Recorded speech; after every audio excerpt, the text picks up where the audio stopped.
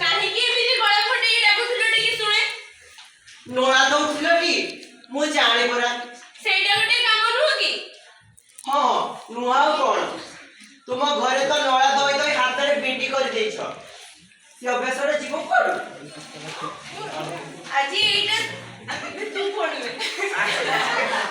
ବୁଝିଲ? ଯେମିତି ସ୍ୱର୍ଗକୁ ଗଲେ ବି ଧାନ କୁଟେ। ଆଜି ଏଇଟା ନୂଆ ଦେଖିଲ? ତମେ ସବୁ ଛୋଟ ବେଶ ଛାଡ଼ିବ ନାହିଁ। ଚାକର ଚାକର ତ ପେନସନ ଦେଇ ଘରେ ବସି ରଖିଛ। ମୁଁ ଗୋଟେ ଆସିଷ୍ଟାଣ୍ଟ ସେକ୍ରେଟାରୀ। ମୋ ମାନ ସମ୍ମାନ ତ ତମେ ତଳକୁ ପକେଇ ଦେଇ ସାରିଛ। ହିରାଣୀଗିରି କରି ତ 20 ବର୍ଷ କଟେଇ ଦେଲ। ଏବେ ମାସ କେଇଟା ହେଲା ଆସିଷ୍ଟାଣ୍ଟ ସେକ୍ରେଟାରୀ ହୋଇଗଲ ବୋଲି ନଳା ବାର୍ତ୍ତା ତୁମକୁ ପଠେଇଲା।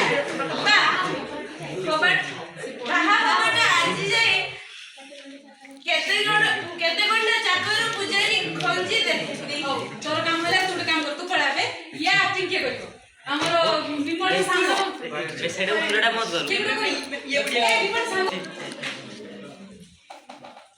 ଇରେ ବିମଳ, କଣ ଏମିତି ବସି ଭାବୁଛୁ?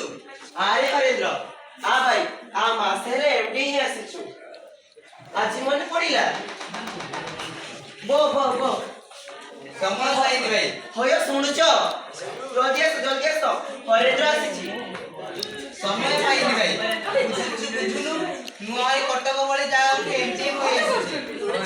ଟିକେ ସମ୍ଭାଳିବା ପରେ ତ ଯାଇ ହେଲା। ତୁ ତ ଯାଇପାରିଥାନ୍ତୁ ମୋ ଘର